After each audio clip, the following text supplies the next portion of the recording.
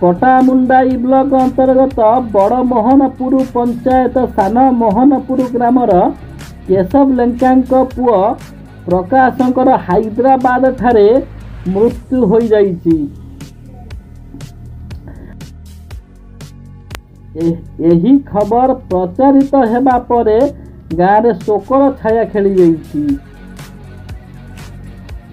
खबर प्रकाश जे परिवार आर्थिक अवस्था स्वच्छल नथिबारु से घर चलाइबाकू 5 मास तले सुदूर हैदराबाद को चली जाइथिले।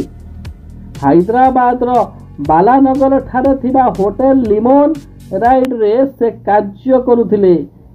विडंबनार विषय होटेल ऊपर तिरंगा पताका बांधिबाकू जाइथिबा बेले से हाथ में धरिथिबा लुहा पाइपटी ऊपर थिबा 11 केभी तार रे बाजिथिला।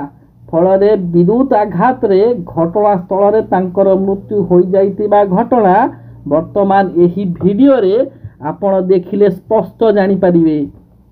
आउ थरे कहि रखुची हैदराबाद रे ओडिया युवकंकर मृत्यु पटामुंडाई ब्लॉक अंतर्गत बड़ मोहनपुर पंचायत सान मोहनपुर ग्रामर केशव लेंका पुओ प्रकाशकर हैदराबाद ठारे मृत्यु हो जाइछि। खबर प्रचारित हेबा परे गाँव में शोकर छाया खेली जाइछि।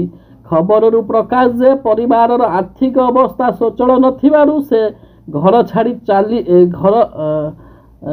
घर चलाइबाकू 5 मास तले सुदूर हैदराबाद को चली जाइथिले। हैदराबाद बालानगर ठारे थिबा होटेल लिमोन राइड रे से कार्य करुथिले। विडंबनार विषय होटेल ऊपर तिरंगा पताका बांधिबाकू जाइथिबा बेले से हाथ में धरिथिबा लुहा पाइपटी ऊपर थिबा 11 केभी तार रे बाजिथिला। फल विद्युत आघात रे घटनास्थल रे तांकर मृत्यु हो जाइथिला।